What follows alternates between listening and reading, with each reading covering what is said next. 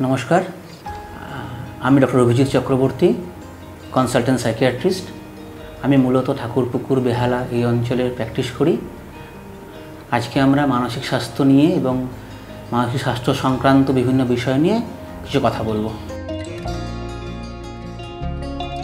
এই বাচ্চাদের যে রাগ টেম্পার ট্যান্ট্রাম যে বাচ্চাদের হয়, ছোটো বাচ্চাদের, তার কিছু কারণ আছে। এক হচ্ছে যে এখনকার দিনের বেশিরভাগ ক্ষেত্রে নিউক্লিয়ার ফ্যামিলি, বাবা মা দুজনেই কাজ করেন বা বাবা মা কাজ না করলেও দুজনেই ব্যস্ত থাকেন, ফলে বাচ্চাকে দেওয়ার যে কোয়ালিটেটিভ সময় সেটা কমে যায়।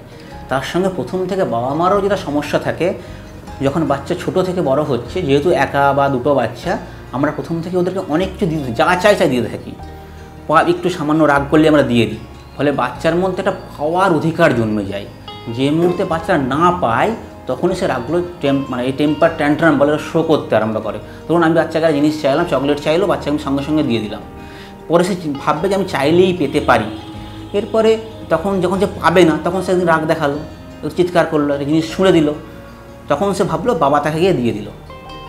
এরপরে বাবা মা দিয়ে দেওয়ার পরে যেটা হয়, তার মধ্যে ধারণা জন্মে যে আমি রেগে গেলেই বাবা মা আমাকে দিয়ে দেবে। এই যে বারবার পাওয়া, এই পেতে পেতে পেতে পেতে একটা পাওয়ার অভ্যেস জন্মে যায়। এই পাওয়ার অভ্যেসটাই কিন্তু রাগ এবং ভবিষ্যতের ভায়োলেন্সের জন্ম দেয়। আটকানোর একটিমাত্র উপায়, প্রথম থেকে বাচ্চাকে শিখিয়ে দেওয়া, পৃথিবীতে কোনো কিছুই বিনা পরিশ্রমে পাওয়া যায় না। বাচ্চাকে যেটুকানি দেওয়ার প্রয়োজন বাবা মা মনে করবেন সেটা অবশ্যই দেবেন, কিন্তু কোনো জিনিস অহেতুক দেবে না। রাগ করে যেন কোনো কিছু না পাই। রাগ করে কোনো কিছু পেলেই বাচ্চার মধ্যে ধারণা জন্মাবে যে আমি রাগ করে এটা পেতে পারি, এবং ভবিষ্যতে আবার সে রাগ করবে। যদি সে রাগ করে না পায়, ভায়োলেন্স দেখিয়ে না পায়, তখন সে ভবিষ্যতে রাগ আর দুদিন পরে করবে না। সুতরাং মূল বিষয় হচ্ছে অহেতুক কোনো কিছু না দেওয়া, বাচ্চাকে শুধুমাত্র যেটুকুনি দরকার সেটুকুনি দেওয়া।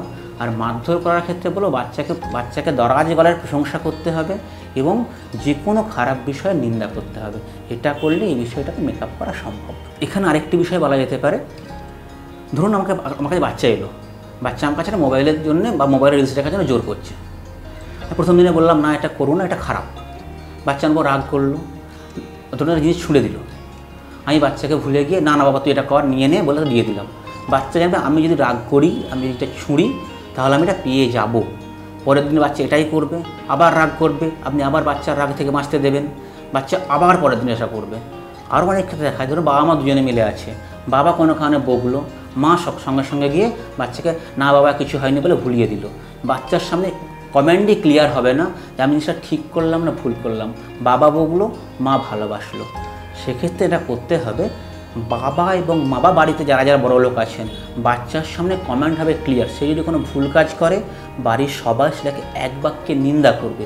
কেউ নিন্দা করলো, কেউ প্রশংসা করলো, তাহলে যেটা হবে বাচ্চা বুঝতেই পারবে না এটা ঠিক করলাম না ভুল করলাম। বাচ্চার ভায়োলেন্স কমানো বলুন, তার টেম্পার ট্যান্ট্রাম কমানো বলুন, তার প্রথম স্টেপ হচ্ছে বাচ্চার সামনে কমেন্ট হবে ক্লিয়ার, এবং বাচ্চার সামনে পরিষ্কার হবে আমি ঠিক করছি না ভুল করছি। ঠিকগুলোও যেমন জলের মধ্যে ক্লিয়ার হবে, ভুলগুলোও জলের মধ্যে ক্লিয়ার হবে। প্রত্যেকটি ভালো কাজের প্রশংসা করতে হবে, প্রত্যেকটি খারাপ কাজের নিন্দা করতে হবে, এবং আস্তে আস্তে তাহলে বাচ্চার ভালো কাজগুলোকে আমরা রিইনফোর্স করতে পারবো এবং খারাপ কাজগুলোকেও আস্তে আস্তে কমাতে পারবো।